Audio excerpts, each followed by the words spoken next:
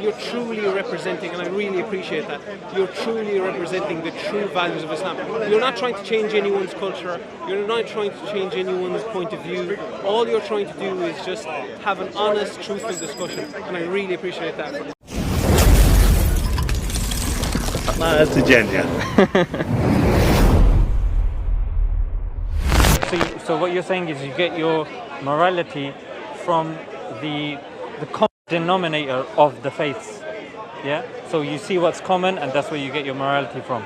Would you say you get your morality from liberalism as well, or do you rely more on... Correctly, yes. Yeah, and we say, look, I'm going to be as skeptical as I absolutely can. There's one thing that you have to accept, and correct me if I'm wrong, and that is that you exist, yeah? And secondly, would you say that the universe is uniform, regular, and stable? And what I mean by this, how comes this watch is not exploding haphazardly and randomly? Why is this not randomly exploding or floating away or just disappearing? You know how they say in quantum physics, isn't it? That something can just disappear and something can start floating away. So I would have to disagree. So here is where I'm going to check you up. So the universe is not stable and the universe is not uniform. What was the first thing that you said about the universe? Uniform, regular, and stable. So it's not any of them. You have to assume that there is enough stability in the universe that you are able to reach home without cars randomly floating, without trees randomly floating. You can't do science. Yeah, exactly. So you won't be able to do science at all. You can't live your daily life. So you agree with this point, yeah? Therefore, there needs to be an existence that explains this uniformity, regularity, and stability of nature. Would you agree with that? What do you mean exactly by an existence? An existence. Yeah, so you find that at the beginning, where you acknowledge that you exist and that there is existence. Yeah? So for that was in premise number one, where you say, I exist, and then you're acknowledging that there is some stability. Yeah? Otherwise, I mean, we can't go an hour without... There's going to be, breaking news happens every hour. There's going to be breaking news every minute. Yeah, Big Ben has disappeared. Oh, it's appeared it's on top of the Statue of Liberty. Therefore, there is an existence that explains that. Okay, great. Now, we now have to deal with that existence. Let's just say I have a glass of water. Yeah?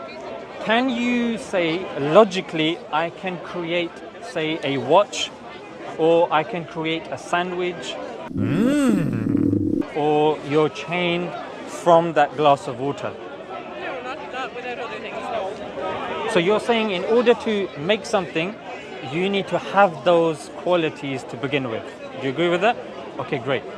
Would you accept that in your observation of what's around you, there is consciousness, there's awareness of our existence, there is will, and then we agree there is power? Yeah? I'm flexing his muscles a little bit. I'm not. I'll see that. So this existence, because there is consciousness, there's will, there's power, it makes sense for that existence to also have consciousness, will, and power. Make sense so far? Okay, great. There cannot be, I'm going to get a bit technical here, feel free to stop me whenever, there cannot be an infinite regress of powers. Just like there cannot be an infinite regress of dependent things. Yeah? I'm going to break the second one down. Dependency. So I rely on something else. Yeah? That something else relies on something else, and then it goes ad infinitum. Yeah? However, my argument is you cannot have an infinite regress of these things. Because if you have an infinite regress, that means one thing on another on another. Yeah, it has to end somewhere, isn't it? And we say, and philosophers also agree as well, that we are dependent. There has to be a necessary being. Yeah, that's the end of that chain. Yes, the end of that chain, the necessary being. And then we now acknowledge that that necessary being has consciousness, has will and power, and there's nothing that came before it. So that necessary being has to be one, has to be independent, has to have consciousness, has to have will. Our pH test for God is Qul huwallahu ahad. Say He is the one. Allahu samad, the everlasting and eternal. He does not beget, nor is He begotten, i.e. He doesn't give birth Himself, and nor is He given birth to, and there is no one like Him. Yeah, this is our pH test for God. Yeah, so as a Muslim, this fulfills our criteria for God. Now, Jennifer, would you think that somebody who's created us would be detached from us, or would you think that there would be some effort being made from the Creator? Which of those two would you say makes more sense? The latter, isn't it? So with regards to the books, the main thing that rationally you would arrive to is this book is the same as it was when it was revealed. Yeah? If it's been changed, if the people that follow the book can't even acknowledge and take on board that, yes, this book is the same book that was at the time of the Prophet, then, why should I accept it? Because it's been changed.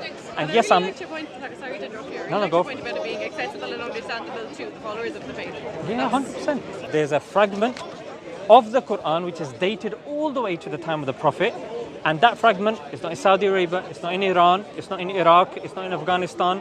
It's actually in this country, and it's in the University of Birmingham. So the oldest fragment of the Quran is in a non-Muslim country, collected, carbon dated by non-Muslims. Yeah. However, now when you look into the Quran, how has it been preserved? Because the next thing you're going to say is, that was back in the days.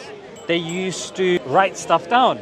And I remember in primary school when we would have to copy stuff down for display purposes. Sometimes if two lines end with the same word, our eyes would skip a line.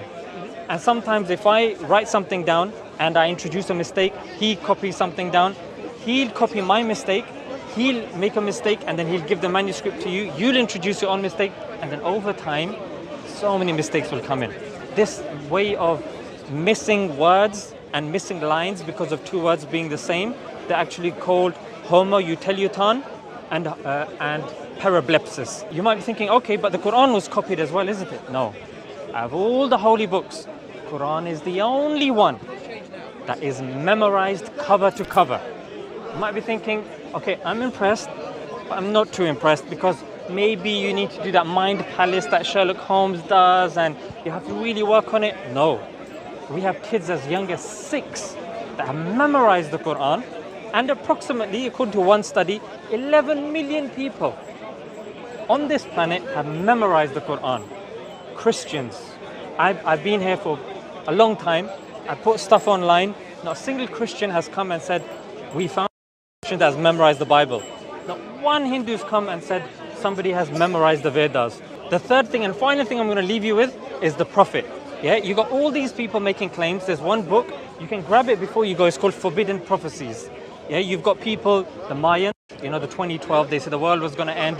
The I Ching, the Chinese, the Scientologists, and all these guys, notice their prophecies. And then notice when the Prophet Muhammad makes a prophecy. His prophecy is specific. For example, at the time of the Prophet, the Byzantines were losing against the Persians. However, the Prophet, peace be upon him, said, no problem. The Prophet, peace be upon him, said, within 9 years, the Byzantines will beat the Persians. Now, at that time, they were losing. There was a plague. They were being attacked by the plague. They didn't have the artillery. They were in problems. However, within 9 years, they did beat the Persians. And this can be verified by a non-Muslim at that time, whose transcript we have is called the Chronicles of Theophanes.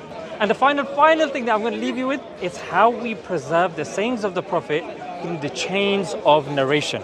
I can give you something the Prophet said, and I can tell you who narrated from the Prophet, who narrated from him, and who narrated from him. And there's a narration of the Prophet that he said, don't kill women and children. Yeah. So the Prophet narrated this, and Abdullah bin Umar heard it from the Prophet. Nafi heard it from Abdullah bin Umar. Imam Malik heard it from Nafi. And then we can pick it up from their book. Brother, thank you so much. My pleasure, my pleasure. Food for thought. Food for thought. Thank you so much. My pleasure.